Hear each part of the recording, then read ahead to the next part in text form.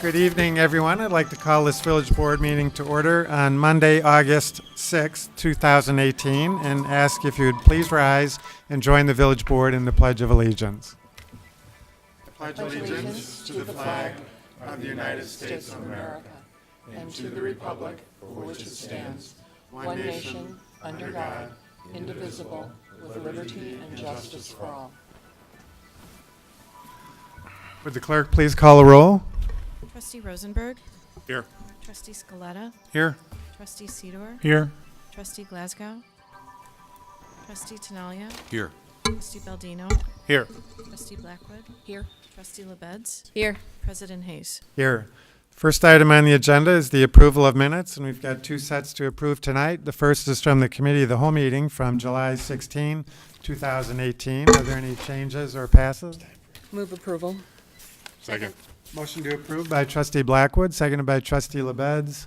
All those in favor say aye. Aye. Any opposed? And next, the minutes from the Village Board meeting that same evening. Any changes or passes? Move approval. Second. Motion to approve by Trustee Blackwood, seconded by Trustee Rosenberg. All those in favor say aye. Aye. Any opposed? Next, we move on to the approval of the accounts payable, and I'd call on Trustee Rosenberg. Thank you, President Hayes. I move approval of the warrant register with a date of July 30th, 2018 in the amount of $7,538,978.35. Second. Motion by Trustee Rosenberg, second by Trustee Tinaglia. Any questions or comments from the board? Anything from the audience? Seeing none, roll call. Trustee Rosenberg. Yes. Trustee Tinaglia. Yes. Trustee Scaletta. Yes. Trustee Blackwood. Yes. Trustee LaBedz. Yes. Trustee Sidor. Yes. Trustee Baldino. Yes. President Hayes. Yes. Next, under recognitions and presentations, we do have two presentations from the staff tonight. I turn it over to our village manager, Randy Recklouse. Thank you, Mayor. We recently conducted a couple of surveys, one to the business community, one to residents at large. The board was briefed on the results of the survey a few weeks back, but we wanted to do a brief summary of each survey's results just for the benefit of folks that may be watching on TV at home and folks in the audience tonight. So I'll be letting Michael Murtis, our business development coordinator, lead off with the Arlington Heights Business Survey.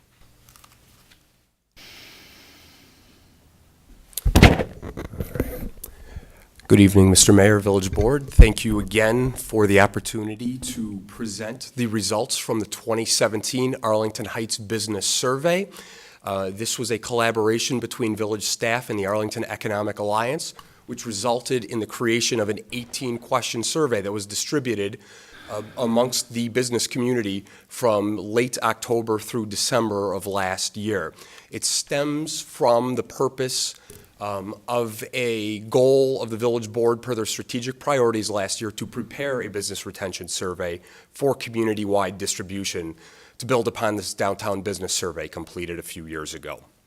And so it was distributed in a variety of ways, one via postcards sent to all commercial addresses in Arlington Heights in October and again in November.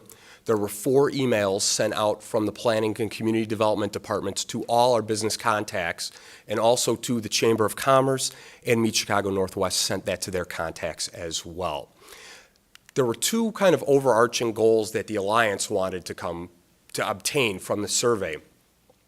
1, are businesses satisfied with being in the community? And 2, do they have plans to relocate, or are they going to stay in the community?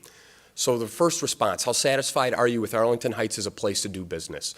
79% of our respondents said they're likely or are very satisfied or satisfied with being in Arlington Heights, whereas less than 10% expressed dissatisfaction with being located in the community. How likely is your business to remain in Arlington Heights in the future? We had 85% of respondents say they are likely or very likely to stay here, while only 5% responded that they are unlikely to stay in the community in the near future.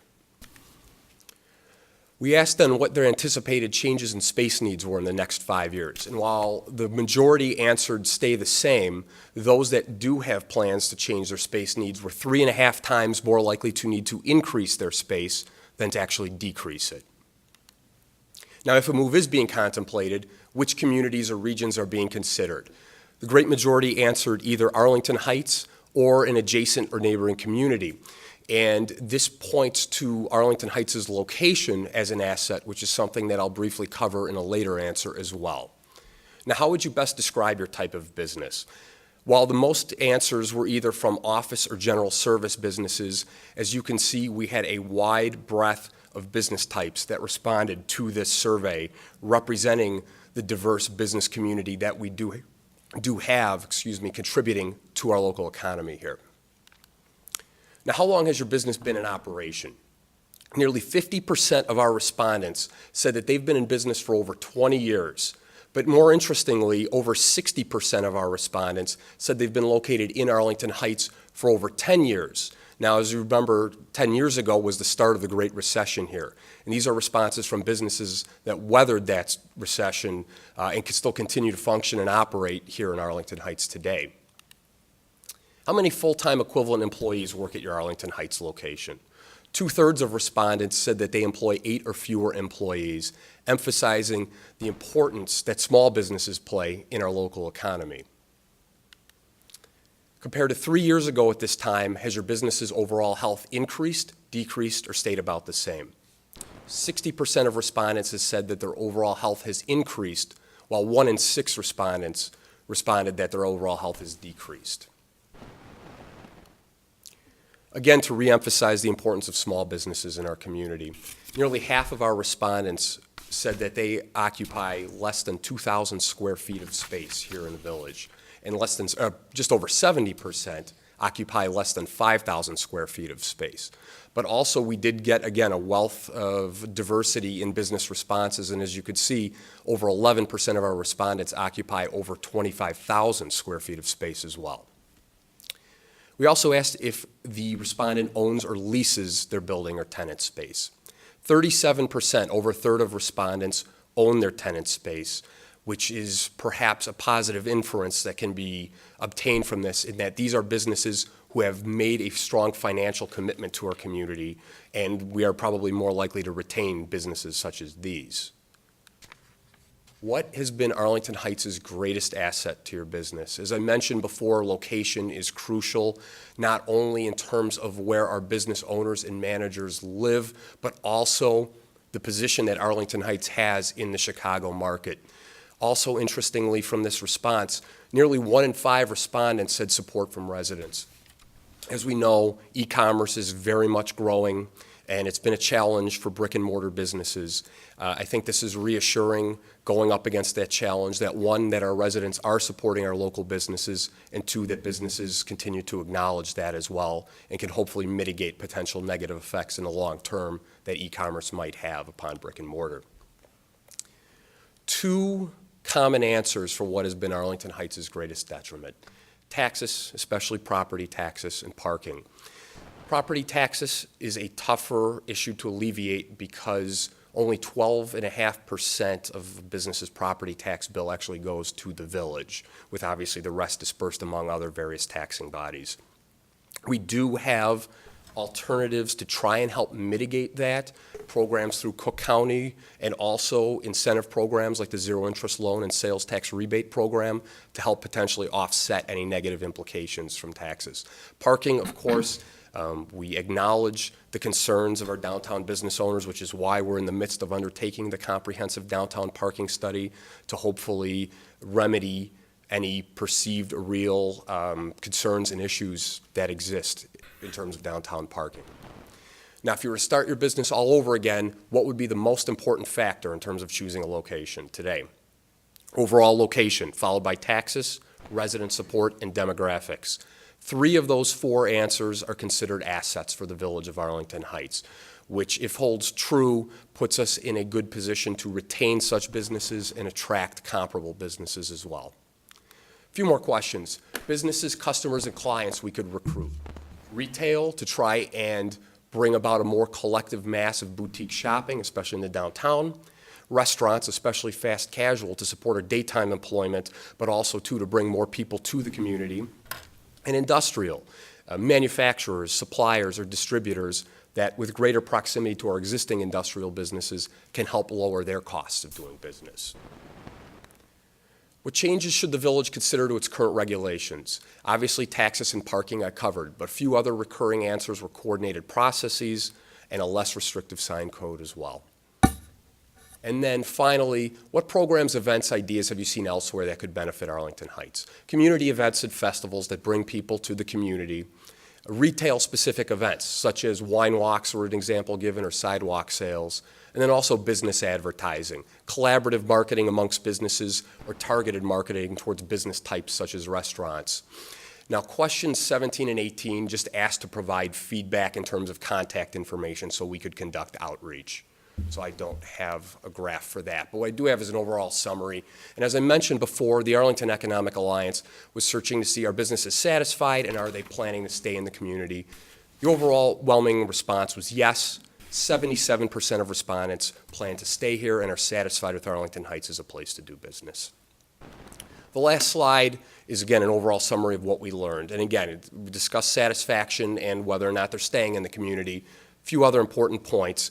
Most of our respondents did not need to modify their space needs, but those that do are significantly more likely to need to grow than to shrink. Most of our respondents represent small businesses, and overall business health for most of our respondents has increased in the past 3 years.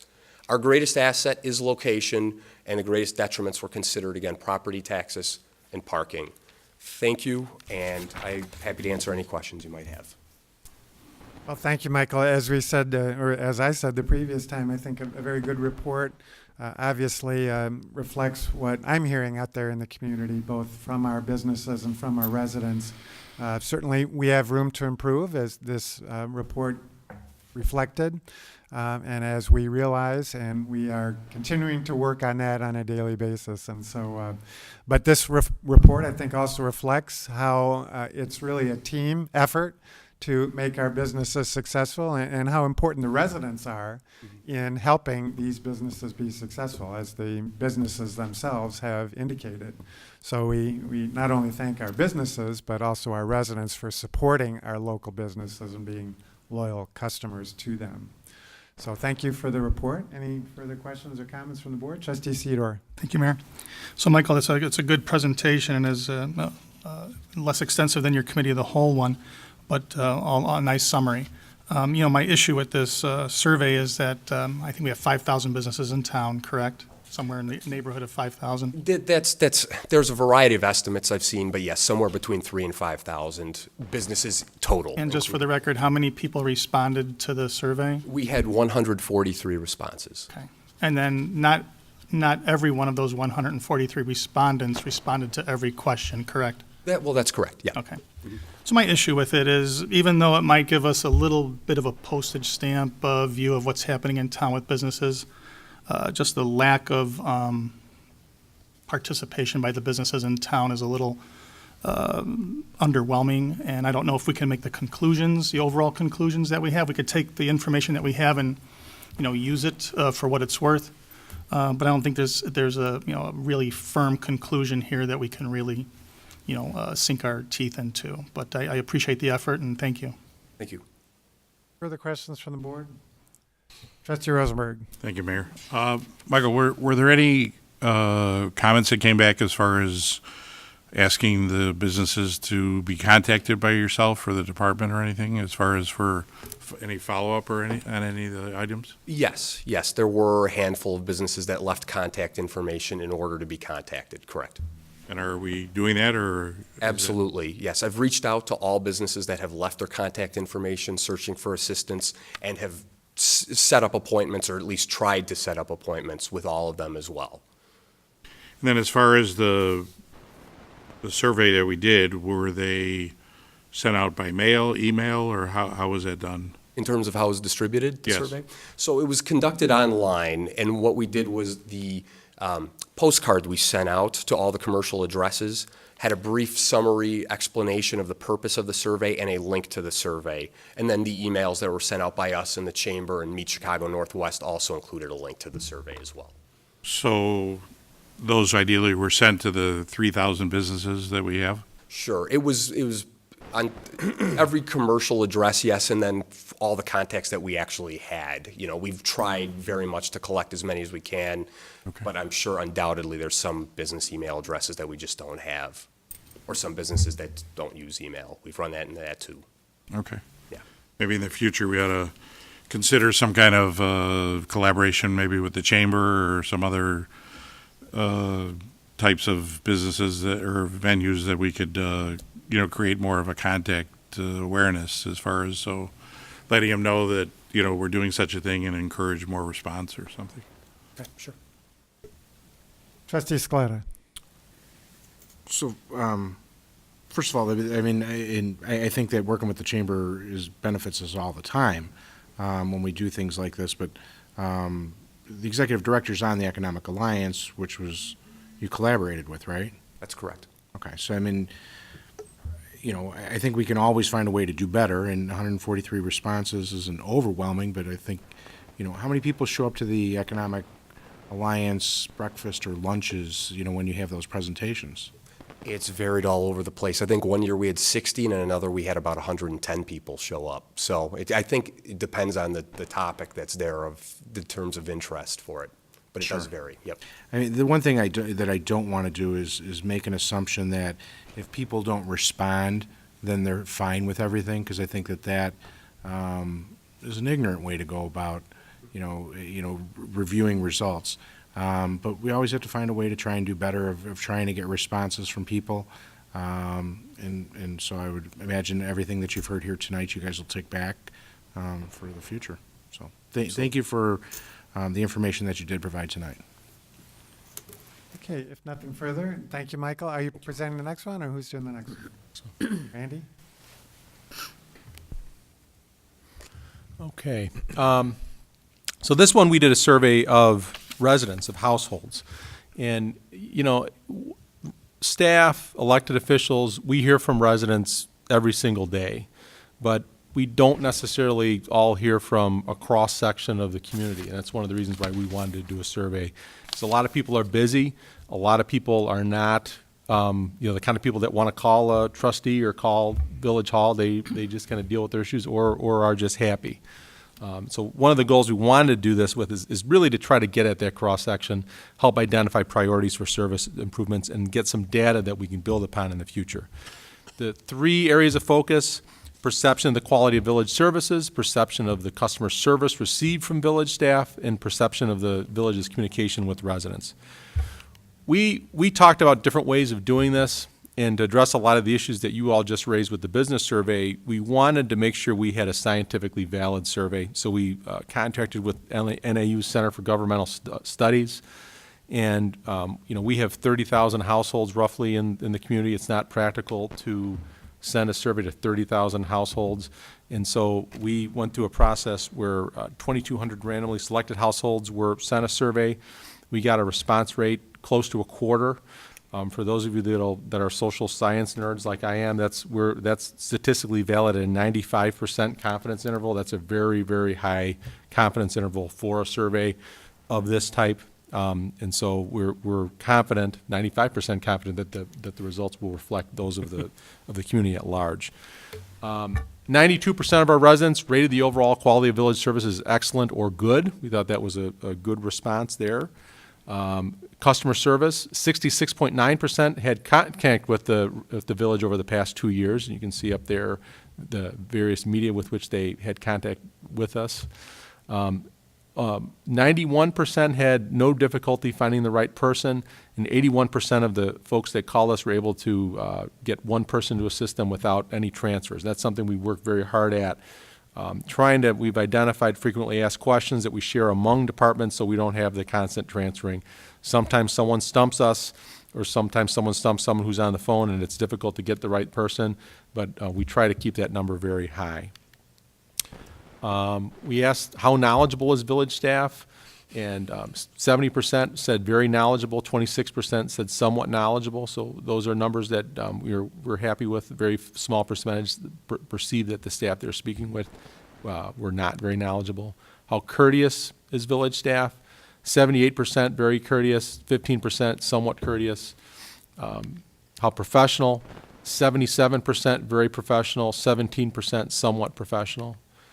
Overall experience, roughly 85% of the folks that we dealt with said they had good or excellent overall experience. I think this is a good core benchmark for us to look at going forward. We think we can improve this number, but I always point out, at Village Hall, and the police department, fire department, we're not always handing out candy. Sometimes in government, you're in the business of telling people no and telling people what they can't do.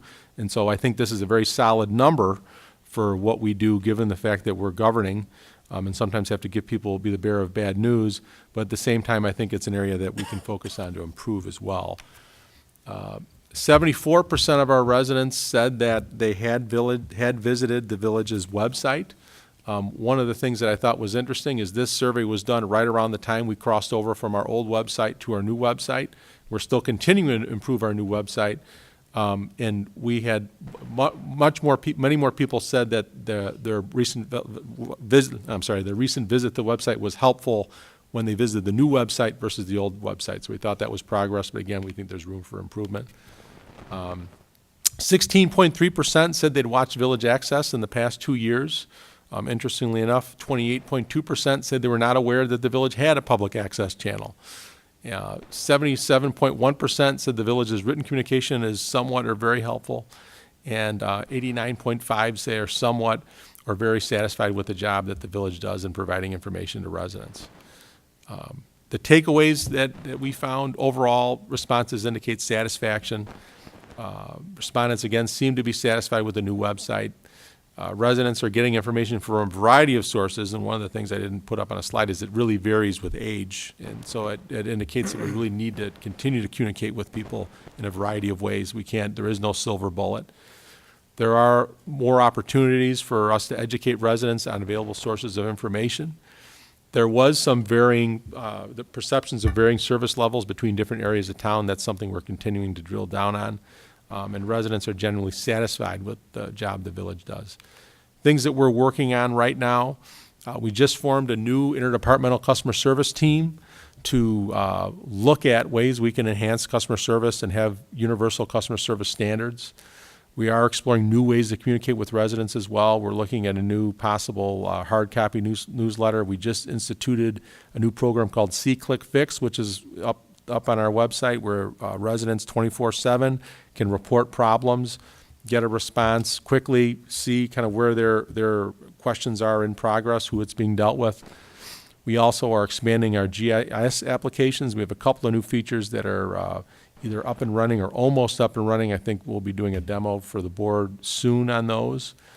And also looking at new videos on our website. We're finding a high response rate. If we put brief videos that explain some of our service programs, we get a good response on those. And so we're really looking at what are the things that people are responding positively to and repeating those.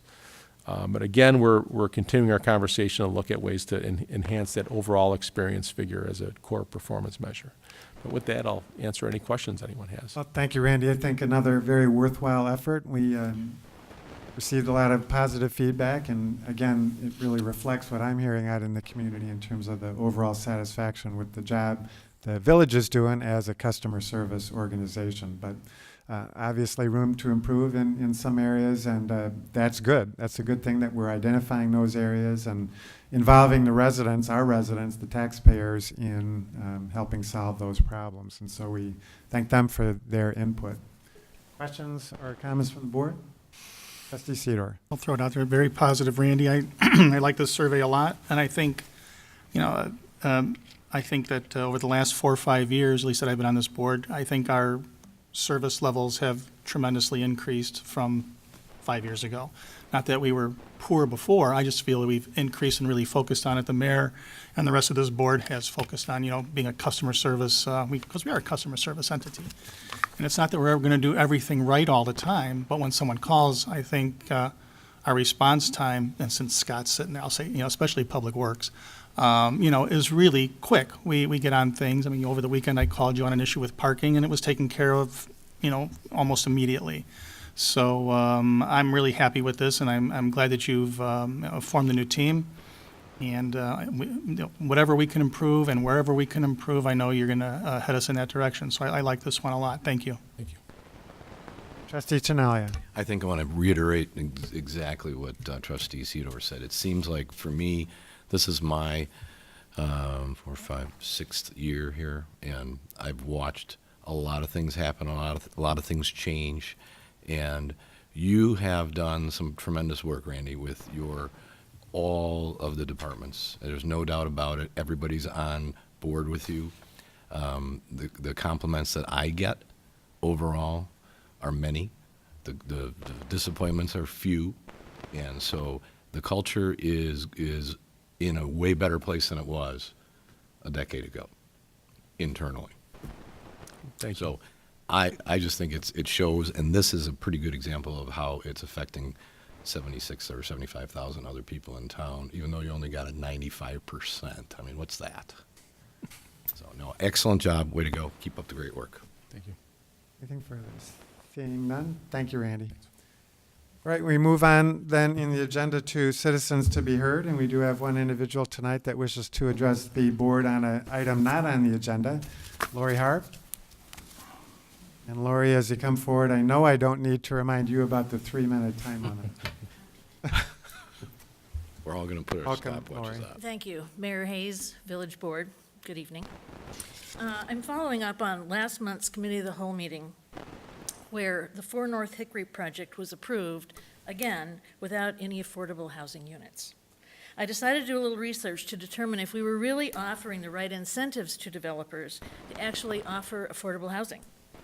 Using the 76-unit 4 North Hickory project as a model and using the Housing Commission's recommendations of at least 11% needing to be affordable, I found a graph with a sliding rental scale from 0 to 120%, listing studio through multiple unit apartments.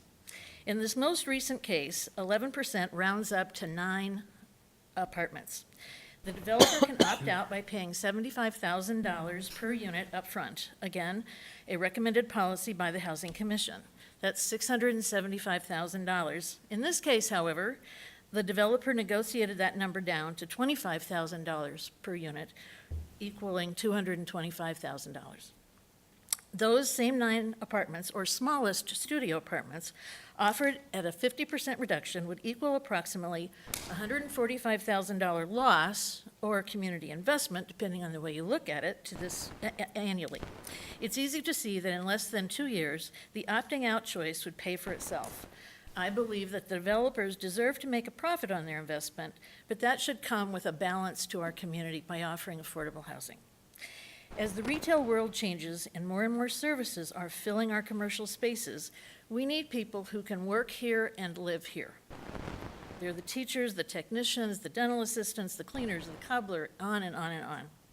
If we really want to say that we support affordable housing, we need to consider a marketing campaign to inform our residents about what affordable housing really is.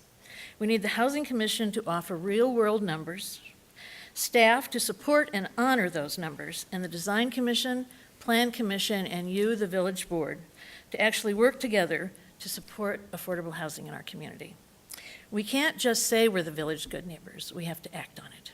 Thank you. All right, thanks, Lori. Good comments, and I think you correctly point out that it is a team effort. We have to all work together on this to enhance this policy, and so we appreciate your comments. I don't know, staff, did you have anything to add in response, Randy? No, I think, the board gave a very clear direction to staff at the last meeting. We've been discussing a lot of what that means, and we've already begun those conversations with developers that are in process. And so I think we have lots of room to grow in that area, but we're on our way and through the board's direction at that last meeting. Okay, thank you. Anything further from the board? All right, seeing none and seeing no other blue cards, I will then move on in the agenda to old business, and we have 2 items to report out tonight from the Committee of the Whole meeting from earlier this evening. And I'd first call on Trustee Tinaglia. Thanks, Mayor Hayes. Tonight, I'd like to move to concur in your appointment of Scott Sayer to the Design Commission with a term ending 4/30/20. Second. Motion by Trustee Tinaglia, seconded by Trustee Scaletta. Any questions or comments from the board? Anything from the audience? All those in favor say aye. Aye. Any opposed? All right, Scott, if you come forward to the podium.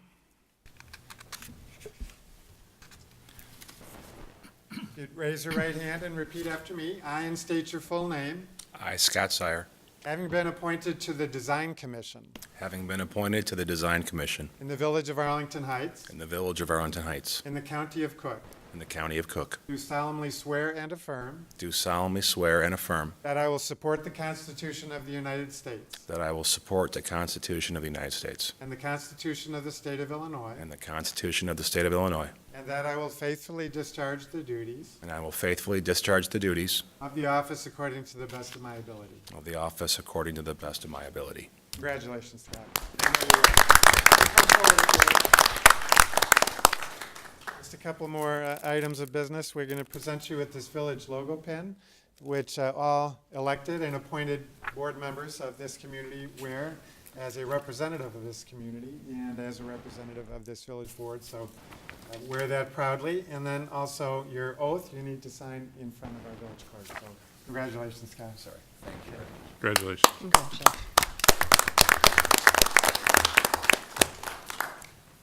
And one other motion to report up by Trustee LaBedz. Thank you, Mayor Hayes. I move now, as I did earlier, to concur in the mayor's appointment of Lynn Scaletta to the Bicycle and Pedestrian Advisory Commission with a term ending 4/30/19. Second. Motion by Trustee LaBedz, seconded by Trustee Baldino. Questions or comments from the board or the audience? Seeing none, all those in favor say aye. Aye. Aye. Any opposed?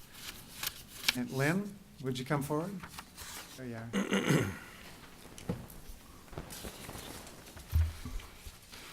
Same thing, if you'd raise your right hand and repeat after me. I, and state your full name, Eileen Sakata, having been appointed to the Bicycle and Pedestrian Advisory Commission having been appointed to the Bicycle and Pedestrian Advisory Commission in the Village of Arlington Heights, in the Village of Arlington Heights, in the County of Cook, in the County of Cook, do solemnly swear and affirm do solemnly swear and affirm that I will support the Constitution of the United States that I'll support the Constitution of the United States and the Constitution of the State of Illinois, and the Constitution of the State of Illinois, and that I'll faithfully discharge the duties and that I'll faithfully discharge the duties of the office according to the best of my ability. of the office according to the best of my abilities. Congratulations, Lynn. Thank Come forward if you would. And same for you, village logo pin to wear proudly, and also your oath to sign with the village clerk. Congratulations, Lynn. Thank you.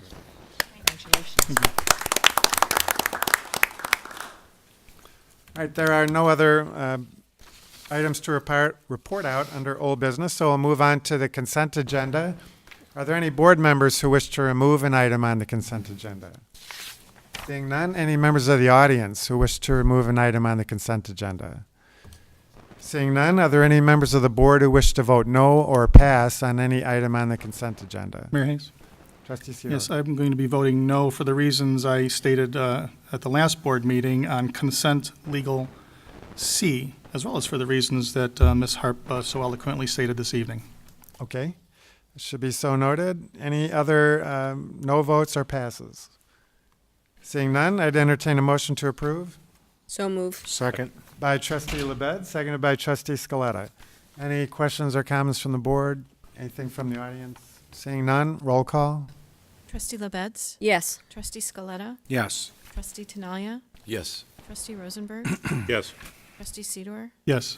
Trustee Blackwood, Yes. Trustee Baldino, Yes. President Hayes. Yes. We move on then the agenda to new business, and we do have one item to discuss tonight. That's the European Crystal Hotel proposal to be located at 519 West Algonquin Road. The request is for a land use variation for a hotel and a variation from Chapter 28 of the Municipal Code. Petitioner is present. Mr. Casares, if you come forward. And just identify yourself for the record, if you would. It's James Cazares, petitioner. And who do you have with? Pardon, say it again? on behalf of the petitioner. Okay. Nothing further from the staff at this point. We're going to wait. Okay. Why don't you proceed with your presentation? I think there's a moment to set it up. Sure. Thank you.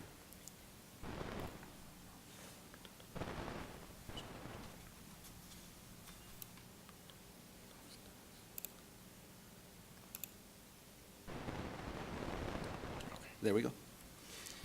Again, my name is Carlos Arevalo. Good evening, Mayor Hayes and members of the board. I am here with the petitioner, Mr. Caceres.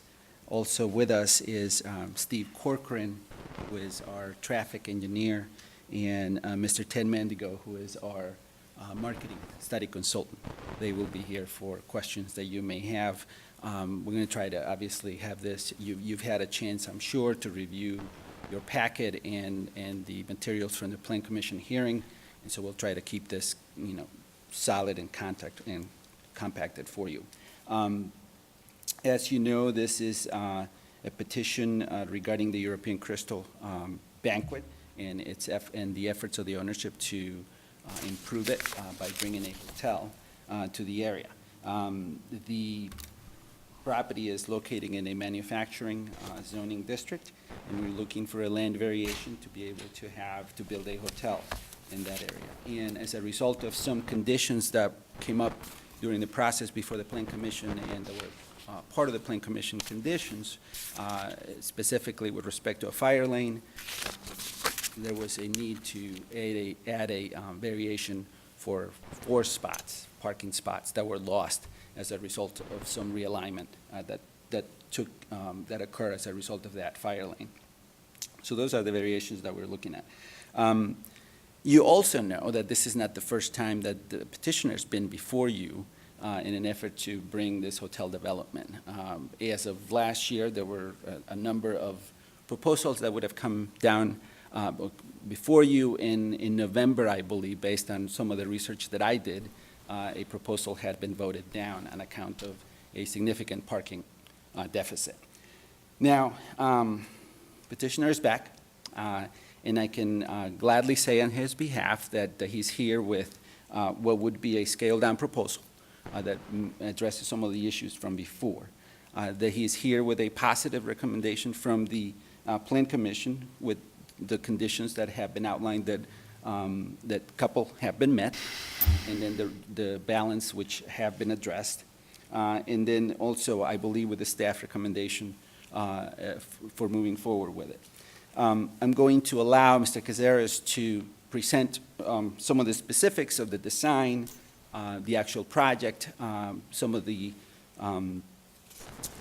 his profile, obviously, and some of the other information relative to the petition, and I will come back, to close it up at the end. And as I indicated before, both Mr. Corcoran and Mr. Mendigo are here for questions, in case you do have some. Mr. Caceres.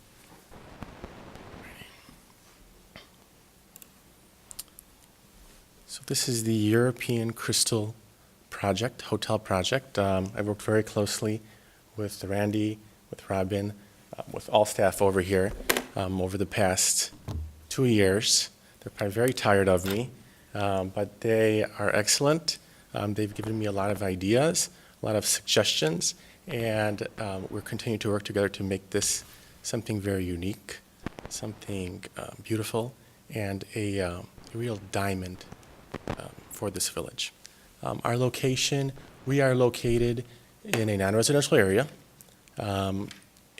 in what has been called by staff the hotel district, and we are located also in a parking desert. Some of our neighbors are Pace, Ridomatic, we have a hand surgery, and there's some light manufacturing behind our property. The history of our project, it's our 2.5-year anniversary over here. We had multiple proposals, and we have now come with our 5th proposal of a reduced size hotel at around 60 to 62 guest rooms with a 0 to 3 parking deficit. We had staff recommendations. Steve at the Design Commission has really been excellent. He's a great resource to the village over here. He is, if I could, I'd hire him myself. So I want to just tell everyone that Steve is really a wonderful gentleman. Michael Meredith over here as well has been very helpful. I've worked with him for about 2 years now.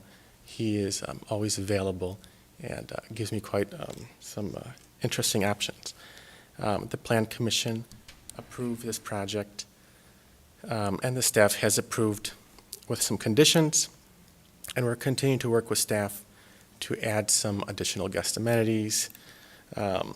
During the Plan Commission, Commissioner Dawson really kind of, she's always supported this hotel. She's always stated that, we need to be a little bit flexible.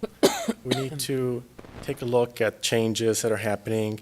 And, we're sometimes so focused on parking that we've lost an opportunity for something really unique and outstanding. I'm very persistent. Charles will tell you this, and Randy will tell you this. I won't give up, so I'm sure this won't be the last time I present in front of you. Let me tell you a little about history of our property. We've been in the Arlington Heights area for over 20 years. In 2001, we had converted from a restaurant to a banquet facility. I remember those days. I actually worked in the restaurant as a cashier. We some days made only $500. I wonder, how are we going to keep this business afloat? And let's talk about our banquet facility now. It's been in operation for around 17 years. We do about 161 events a year, and less than 10 times a year we reach max capacity. Our average is around 200 to 220 guests. In June 2016, I had proposed a hotel for this site, and we're back here in 2018, and we're meeting again. I've been here a couple of times. To tell you a little bit about my operations, my previous hotel was ranked on the top 15 by U.S. News and World Report. I operated a rooftop in a very highly residential area. We had over 10,000 residents within a 2-block radius. And our hotel, very highly accredited. Let's see here. So what's going on in the hotel market? 30% of new hotels being built are unaffiliated. They're considered the lifestyle boutique segment. Consumers are really looking for something like this. They want to feel connected to the community. They don't want to just come into an area and, stay at a Hyatt in Shanghai and stay at the Hyatt in Chicago and you couldn't tell where you're at. They want to feel local. They want to feel unique. They want to learn something about the area. Right now, we don't have that in the Arlington Heights area. We have all flagged hotels. We really need to work on bringing the consumer into, number one, the downtown area, not other areas. We need to represent this by, incorporating into the activities of the hotel. For example, my last hotel, I had a partnership with a company called Core Power Yoga. We would send guests over there, and they would also host sessions on a rooftop. I want to report that I've also worked with the Core Power here in downtown Arlington Heights, and we're coming to an agreement where we'll be able to shuttle our guests down over here, as well as a CrossFit that's here down in Arlington Heights. There isn't a single boutique hotel in the suburb area, except for Naperville. It's called the Hotel Arista. It does very well, and it's a rate leader. This hotel is going to be definitely something different. It's going to be refined. It's going to be very stylish. It's going to have a high degree of customer service. It's going to have many eco features. We're going to have a zero-emission shuttle service. We're actually working with Tesla, and we're going to have 2 charging stations in front of the hotel. We'll have complimentary service to the O'Hare Airport and to downtown Arlington Heights. With our last hotel and with this hotel, we're going to really work again with the locals. For example, local artwork in the hotel. Amenities, we've been working on trying to find someone, so if you have any referrals out there who designs hotel amenities, soap, shampoo, so on and so forth. Bike rentals complimentary at the hotel, and we're going to have a bike rack as well on our cars. We're also proposing an outdoor terrace for our guests.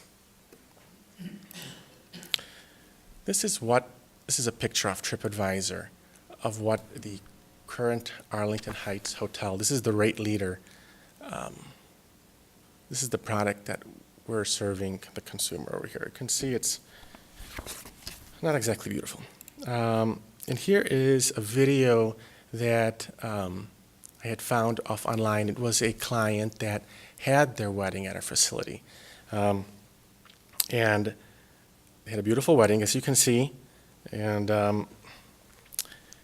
they did 80 guest rooms. And I'm sad to say that none of those 80 guests stayed in Arlington Heights. They stayed at a four-star hotel, but it was not here in the village. And I think we'll keep it at that. This is going to be a new hotel, I think, that many of the consumers, the residents, they've been waiting for. It's going to be a very elegant, eloquent building that's going to incorporate with the existing facility. We're going to remove the ballrooms. We have 4 ballrooms that we're going to remove right over here on the north side. And we're going to put a nice coffee shop, nice seating area here on the first floor, an exercise area as well that will have Peloton bikes, and also work in conjunction with Core Power and the CrossFit down here in Arlington Heights. The guest rooms are going to be located on the 3rd through 8th floor. They're going to be very spacious, 400 and so square feet. They're going to have many luxury amenities, rainfall showers, in-room spa service, in-room dining. We're working on the mini bar. I guess we're going to be the first one in Arlington Heights to have a mini bar, so we're working on that with staff to try to get that approved as well too. And now, of course, parking. Parking has always been the issue of this project.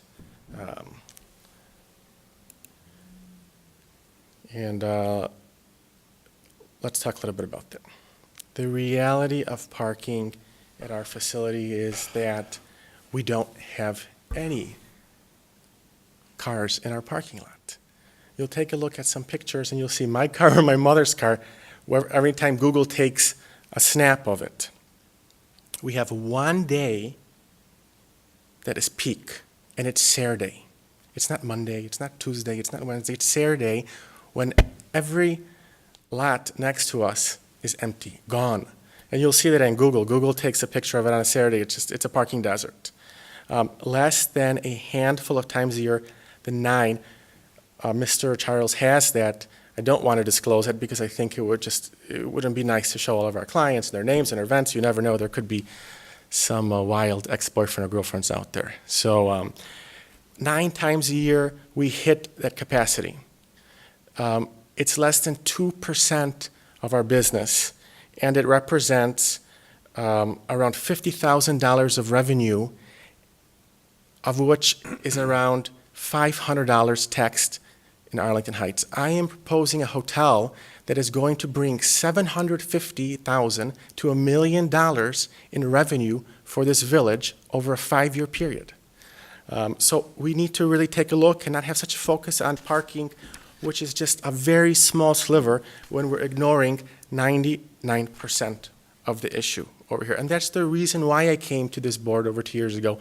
And I'm working very closely with Charles and Randy and Robin as well too, and Michael, because we really want to get the highest and best use of this property.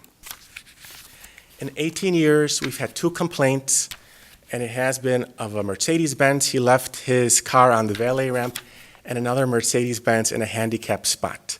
We've never had a parking complaint report to the police department in over 18 years. To give you an idea of what this hotel is going to generate, it's going to generate around 36 to 40 parking spots. So keep in mind that Sunday, Monday, Tuesday, Wednesday, Thursday, Friday, we're empty. So on 172 to 75 spots, we'll have at max on the weekday 40 spots available. So it's still quite empty. We have a lot of space to play with over here. So here's a picture of Google with our parking lot. This is what it looks like a majority of the time. My car's the one up right there. And there are less and less cars in the hotel industry. I'm going to tell you, after the board rejected my proposal, Des Plaines approved a 136-room hotel with a 127-room parking variance. You know, I want to go back to our location. We're located in something called the Golden Corridor.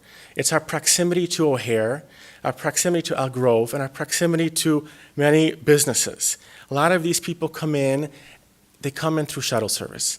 You know, the rental car industry is dying, we know that. Many of us attend conventions, and we use something called, Uber, Lyft, and so on and so forth. Most of the hotels in southern Arlington Heights do provide shuttle service, except for two, and they're at the very limited scale operation. They're not considered in our category. Well, let's come a little bit closer.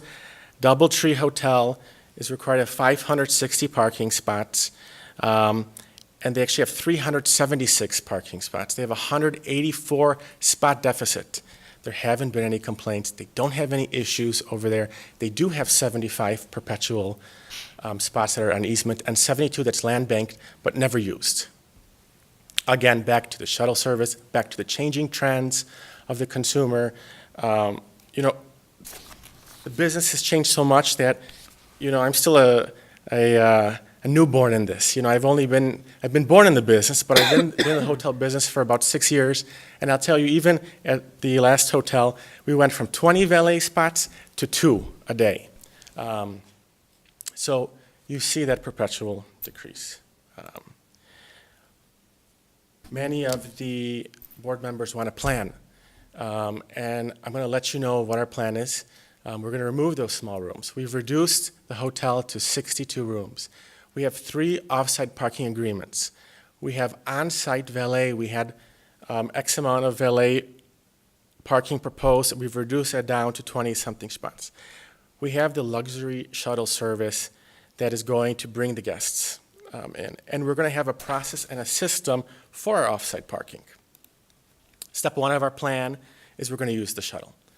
That's going to, I would be surprised if there would be 50 cars. I would think it'd be more than 20 or 25. But we're going to have that shuttle. It's going to be a very swanky shuttle.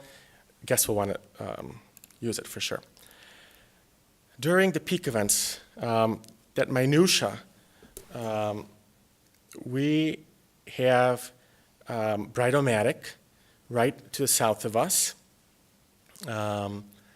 And we'll have our employees park over there. We'll also have some temporary signs that will direct guests to our valet loading zone area. And it also disclose to the guests where they can park off-site if they don't want to use the valet. I'll give you an idea of the on-site valet spots. We have around 23 valet spots that we've come. I think Charles and Sam both feel that it's a very workable situation over there.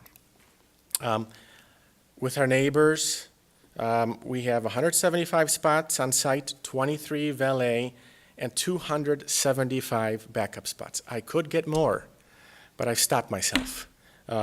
We have, and I'll explain. Our first option is Bride-O-Matic. I want to let you know that we've had 18 years in partnership with them. We have 2 letters, one from over 18 years ago and another letter reaffirming our partnership to use their off-site parking. And we plan to use that for staff on peak events.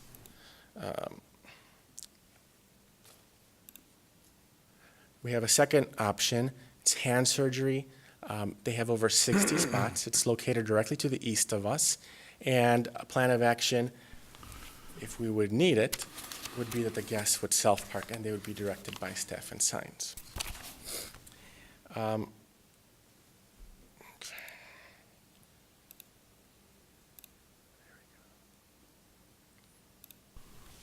A third option is Pace across the street. They've been very kind to let us use their parking lot for the weekend. We have over 200 parking spots. Our plan of action for that is that that would only be used by valet. It's across the street, and if we would ever have a very significant overflow, that is where the attendees would park the cars. We have still more options. Prima Power, which is directly to the west of us, has over 50 spots. That's very easy access. I haven't reached out to them. I felt that the amount of off-site parking was adequate. And we have even our friends a little bit to the west of us, Hamilton Partners. They were recently in front of the board, and they have over 150 parking spots that we could work in partnership with. We are requesting today that the board approve a 62 guest room lifestyle hotel in the M2 district, and that we get a variation for a driveway aisle.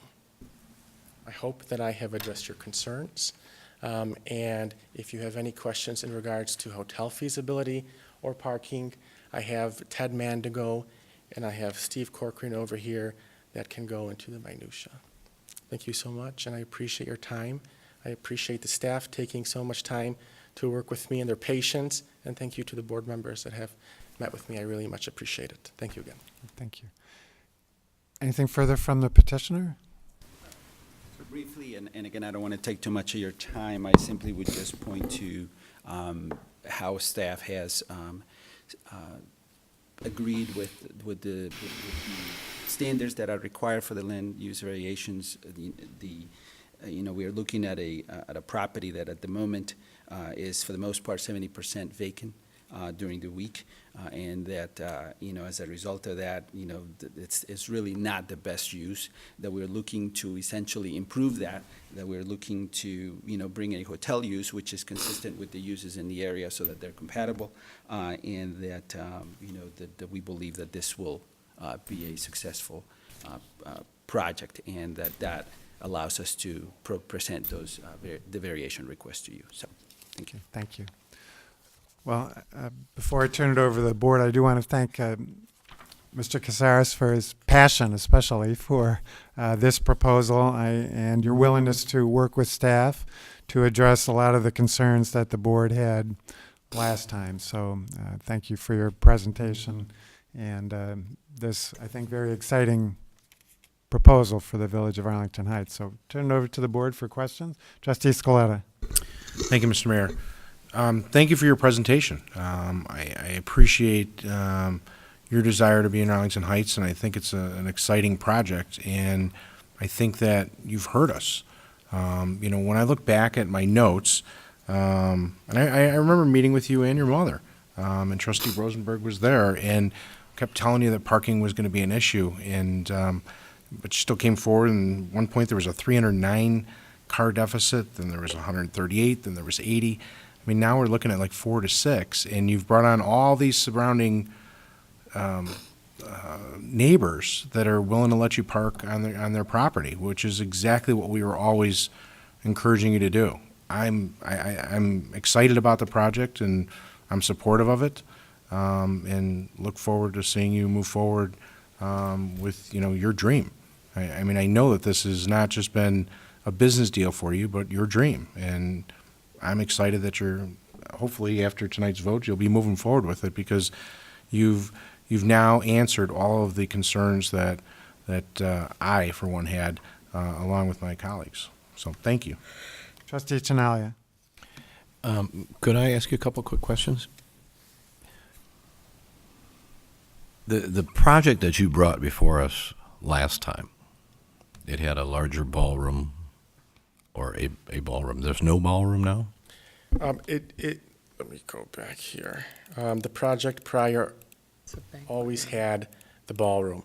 We're still keeping show it to you over here.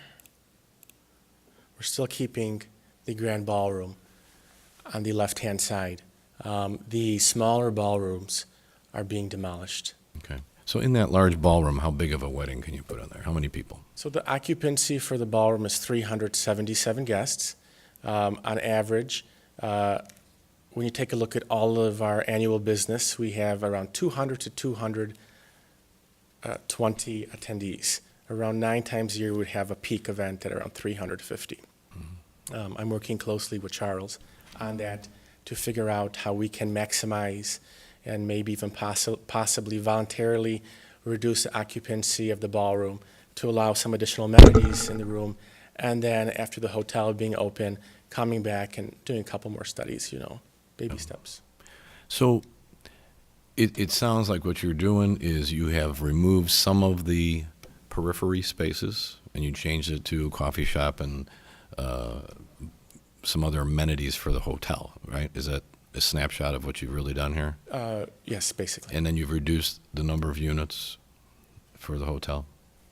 Yes, I have. Wait, how many units were in the hotel last time? Do you remember? I can tell that to you. We've done this many times. There were 126 in the project that the board saw in November. Yeah. There were some versions earlier that had more than that. Right. And so my takeaway from before was that you were trying to put so much on this site. These ballrooms, the hotel rooms, all of this. And I remember seeing a drawing of your site plan with parking filled. There was a big deficit in parking, right, for stalls, actual stalls on that site plan. But what you did back then was you used the drive aisles, you double parked and double stacked and triple stacked and quadruple stacked cars in the drive aisles to try to show that you had room for these cars. And I remember walking away from that meeting thinking, how in the heck can that possibly work if we fill up all the drive aisles with these cars and someone needs to get out? Do you remember that? I do. And I remember thinking to myself, there's no way in the world I'm going to approve this kind of a project with that being the solution. And I remember everyone on this board saying, can you just get a deal with some of your neighbors to allow you to park these spaces that maybe you don't believe you even need? And I'm going to say you're probably right. You're not going to need all these spaces. But you have now gone out and you've gotten all of these agreements with these neighbors to cover whatever deficit you believe it is and whatever deficit staff believes it is and whatever really ends up being in reality, you've got it covered. Is that a safe statement to say? I think I have it over-covered. I would agree. I think I have it way over-covered. You've got all these agreements and you've talked to, and you've just went through all of them. So let me ask you this. Why didn't you do that 2 years ago? You know, and wait, before you answer that, if you can get all that done, why are you reducing the size of your building, the size of your units, the number of your units? Why are you making a smaller project when you can get all this covered in the long run? What I remember from me, and I'm only speaking for me, was you didn't have an answer to cover what some of us, and me anyway, thought was missing. Now you've got it, but you're doing a smaller project. Right. And I feel like, are you missing an opportunity here? And maybe you're not. Maybe you've made these changes because these are better business moves for you with the boutique hotel program and these amenities that you're going to add, and maybe you don't need these little periphery ballrooms. And that's great. I'm not here to tell you how to change your project. I just want you to understand where I was 2 years ago or whenever it was, why I didn't think it works and why tonight I think it's fantastic. I think you've done your job, you've done what you needed to do, and when the time's right, I'm prepared to make a motion. So I'm very familiar, with the hotel business, and I still believe, maybe I'm a little bit stubborn, but that people who are attending hotels don't necessarily drive there, and I see that decline in my operation, and I found it very hard to believe, working with everyone that, parking was going to be such an issue. Unfortunately, back then I didn't sit at the board meetings. I didn't witness all these complaints. I feel our property is outside of this downtown area. You yourself are an architect. You've designed many hotels. I actually recently looked at a hotel that you designed in acquisition. And that hotel you designed in 1999. It was in Schaumburg. There were so many parking spots on there. They added a bar, they added a meeting space after the time has been done, and the parking lot still is empty. And, I went on a site visit to that hotel that you designed, and I sat there and I said, maybe I'm totally wrong. Maybe everyone's driving in. And I watched someone drop them off. I watched an Uber. I watched a colleague.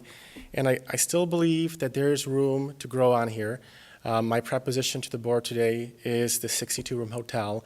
I'm working very closely with Charles to add some phenomenal amenities to this project. Something really unique that not a single hotel in the suburbs will have, and possibly additional guest rooms. But it's going to be special. And I understand it's a little bit, back and forth, but I believe that we need to take it in baby steps. And I want to make sure, working with Charles and with Robin and Randy, that everyone is comfortable, because we are going into a little area that is not charted. It's a boutique hotel. It's 2018. The last hotel was over, I think, 11 years it was built, and it's a total different demographic and a different segment. So I believe that we're going to put something really great together, and it's going to be just a diamond. Well, and I don't want to belabor the point. I just want you to understand that if this is what you want to do, and this is what you and your family believe is the best utilization of this site and this space with the exact numbers that you have on here and square footages and so forth, I'm all for it, and I'm happy for you guys.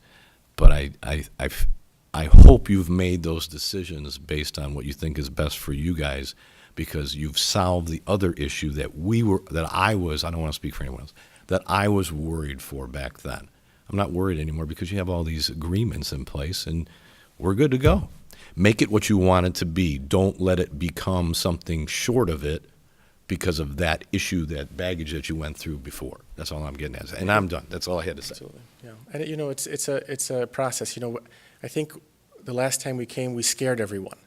You saw an 80 or 100 parking deficit, and we've come now, I think, to a more reasonable number. And Charles knows as well as myself that we may come with a little bit higher number later on in the future, but we'd like to get going with this. We'd like to build a very nice project. Before we move on, I want to go to the staff. I neglected to call on the staff. So, Charles, did you have anything to add? Just wanted to clarify a couple of things. As part of the recommendation from staff to Plan Commission and from Plan Commission to the board was that a couple of things be addressed by the petitioner before it came here. First was providing stormwater detention calculations for the engineering department review, which they have done and provided. Second was to provide an updated landscape plan, which they have done, and that's perfectly acceptable. And then the third was to address concerns from the fire department and building department on the proximity of the fire lane in the front of the building. The existing drive is a few feet from the building. Fire and building departments required to be a minimum of 15 feet from the building. In doing that, they did lose a few parking spaces. So now, instead of the variation for drive aisle width, the drive aisle in that area, because it's going to be new, does meet the requirement, but they do need a 4-space parking variation, so the variation changes. So I just wanted to clarify that. We have seen the letters of agreement from 3 property owners. They are revocable, but the one in the case of Brightomatic they've had for a decade and a half or more. And most of them do allow evening parking either at 6 or 7 p.m. on weekdays and weekends. Most of the ones that I've seen do not allow overnight parking for guests, so that would have to be on the property. As pointed out, they have addressed the valet parking, which before blocked drive aisles for fire circulation and emergency, and what's proposed now is acceptable. Thanks, Charles. Trustee LaBedz. Thank you. I want to thank you for coming forward again with a project that addressed a lot of the concerns that we had when we didn't approve it the last time.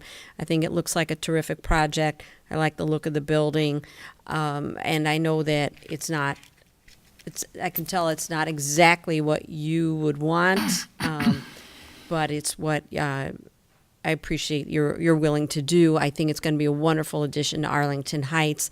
And I think one of the things that you said, Mr. Caceres, that you hope to add some things. You've been talking with staff. I know rooftop lounge is something that in discussion, which would be very nice.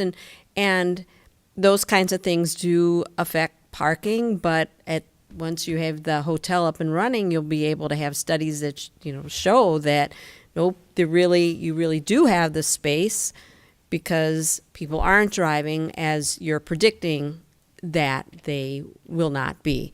So I think that actually kind of ends up working in your favor. So again, I think it's a very lovely project, and I am supportive. Thank you. Trustee Rosenberg. Thank you, Mayor. Mr. Cazares, I personally take offense that you're putting that poster up there with the comments. I think we've been very flexible as far as dealing with you. I think the variances that you came up with before being an 80% variance off where we were per our code, I don't think anyone here has had the experience that maybe you think you have with the hotel.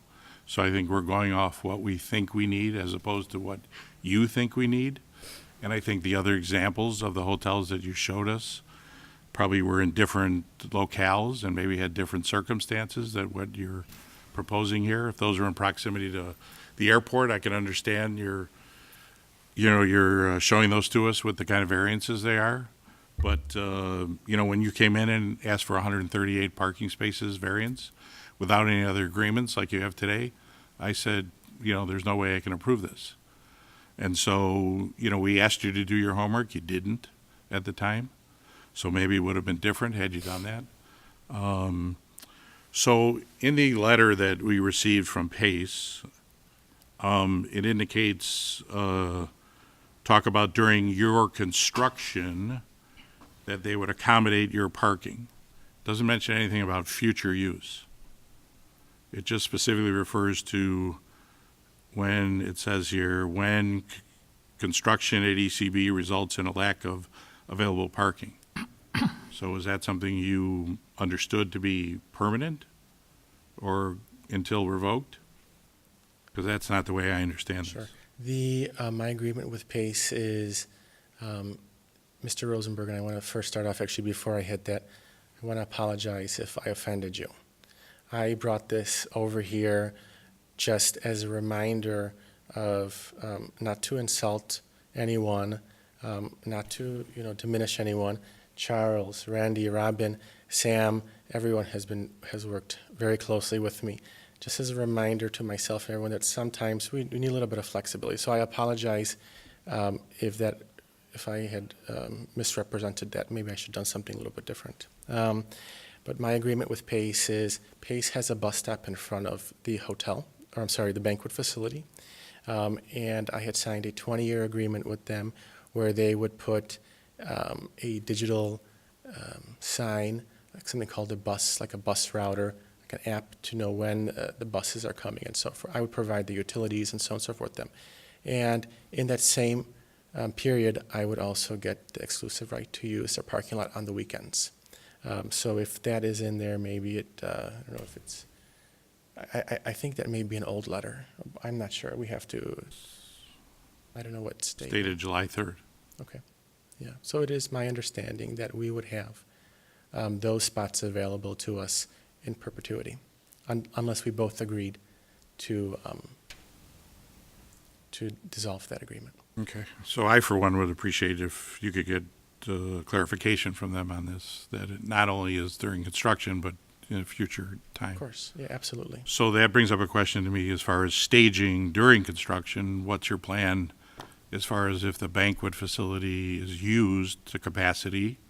How are you going to handle the fact that you're going to have cranes and construction materials all over the parking lot? So we do have many events booked for next year.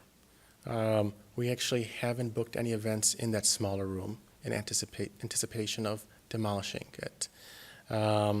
We are planning to use a small section in the front of the building and to the west for the construction. We're looking still at around 100 to 150 spots that will be available. And then we would also, with our partnership, use their spots as well. Right now on the books for next year, I don't think we have an event that is larger than 220 guests. So we are planning on having smaller events and taking that into consideration since many customers are already booking for that period. So your mention of the outdoor terrace in your presentation, is that what you're referring to as the 9th floor? Or is that another area Correct. So that's the ninth- outside the hotel? The 9th floor currently is proposed as a storage space. And that would be our outdoor, we'd have a portion of it that would be an outdoor terrace, around 50 to 60%, and the remaining would be an indoor portion. That would be on the 9th floor. And so that's something that's still pending as far as in what you're asking us to approve tonight has absolutely no bearing on that, or it's no approval in any way on that. No, we're that's an amenity of the hotel, and like when Commissioner Dawson and Mr. Sherwin had said, we want some of those amenities. We've lost some of those nuances. And after that meeting, we've come back and I've worked with Sam and Charles and Randy and Robin over here to figure out how we can put a nice package together to address the concerns of parking and not create any problems, of course. Okay, thank you. Yes, thank you. Trustee Sidor. Thank you, Mayor. James, a good presentation. I appreciate your tenacity and your vision and your go big or go home, vision. I like everything about it. I think we're good. I prefer boutique hotels when I travel. I think this will be kind of cool. I saw some of your pictures. I'd love to see the rooftop terrace approved when it comes time to present. Hopefully it will be, within everything that this board is looking for, because everybody wants to eat outside. Everybody wants to be outside. Sometimes in our downtown area, there's fewer people in the restaurant than there is out eating on the sidewalk and in the outdoor dining areas. And I think the idea with a boutique hotel is amenities. That's what kind of sets, I think, boutique hotels apart from other hotels. So if a spa is still in the works and the rooftop terrace is still in the works, depending on what it looks like and the parking adjustments for it, I'm all for it. I like this plan, and thanks for coming and giving it another go. I appreciate it, and I'm in favor of this project. Thank you, Mayor. Trustee Blackwood and then Trustee Baldino. Thank you, Mayor. I wanted to also voice my appreciation of your diligence in this, and I was just thinking about how this particular hotel would fit into our quote-unquote hotel district, and I think it would be the perfect opportunity and solution for a lot of the events that I know I've heard from some of my acquaintances and friends speak to, and that's basically since we lost the Sheraton Hotel, which was a larger venue, people would like to have their special events or special times that they wanted to be really ultra special, stay within Arlington Heights and not have to go to neighboring communities.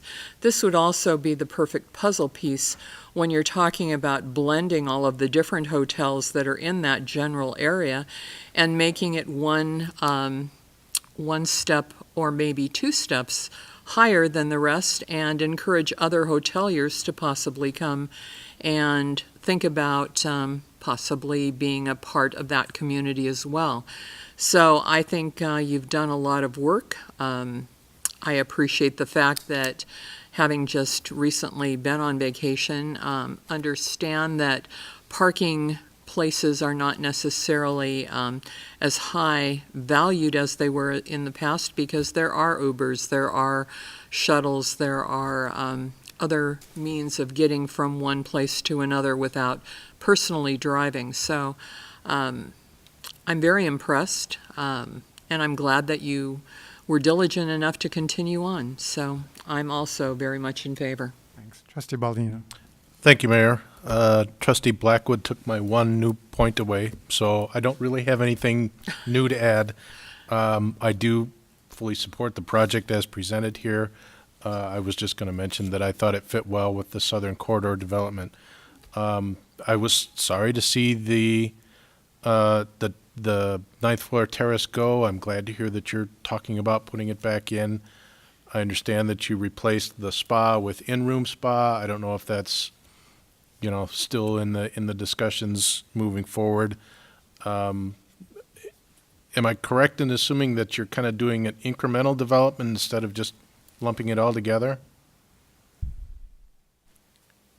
Yeah, we're taking the incremental approach. Okay. We're going to try to add that rooftop, add a couple amenities, and add a couple additional rooms, and put a very nice package together. Okay.